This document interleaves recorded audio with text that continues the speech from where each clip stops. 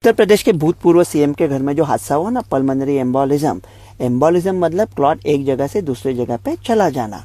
फेफड़ों में भी ये क्लॉट हो सकता है, लेकिन जनरली होता नहीं है। ये पैरों में होता है, डीप वेनस थ्रोम्बोसिस, वहां से निकल के फेफड़ों में आता है। ये इतना खतरनाक नहीं है जितना हम सोचते हैं, लेकिन बहुत खतरनाक हो सकता है अगर उसका साइज बड़ा है, वो हार्ट पे प्रेशर डालता है, दोनों फेफड़े में जाता है। उसके लक्षण हार्ट अटैक की तरह है, सीने में दर्द, सांस फूलना, ऑक्सीजन की कमी।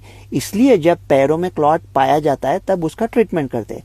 लोकल ट्रीटमेंट कर सकते हैं कैथेटर या दवा डाल के, लेकिन वो बहुत खतरनाक, मुश्किल और महंगा होता है, इसलिए हम करते नहीं है।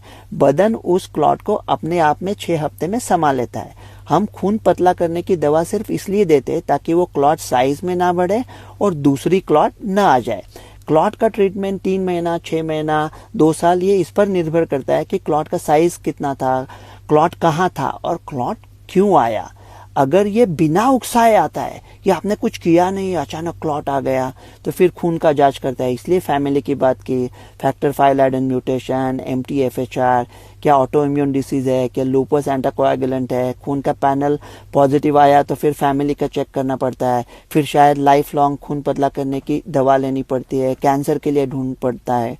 लेकिन कभी कभी क्या होता है, आपको पता है कि क्लॉट क्यों आई, आपने ही उसे उकसाया हुआ है कि आपकी हिप सर्जरी हुई है, नी सर्जरी हुई है, बेड में पड़े हैं, या बड़ा हवाई जहाज का सफर कर दिया, सिंगापुर से न्यूयॉर्क का 16 घंटा चले गए, या चांदनी चौक से नोएडा या अंधेरी से साकेनाका तो कार में 18 घंटा बैठे।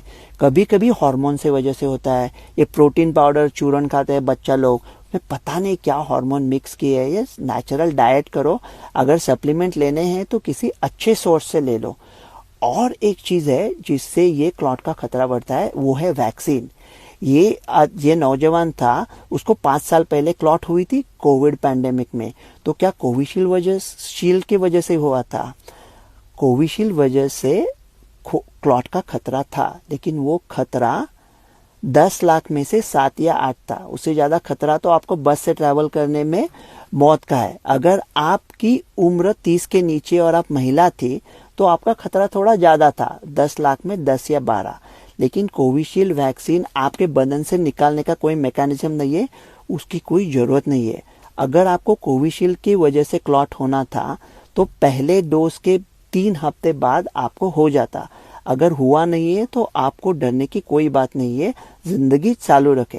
जिंदगी और बदन का खून हमेशा बहता रहना चाहिए।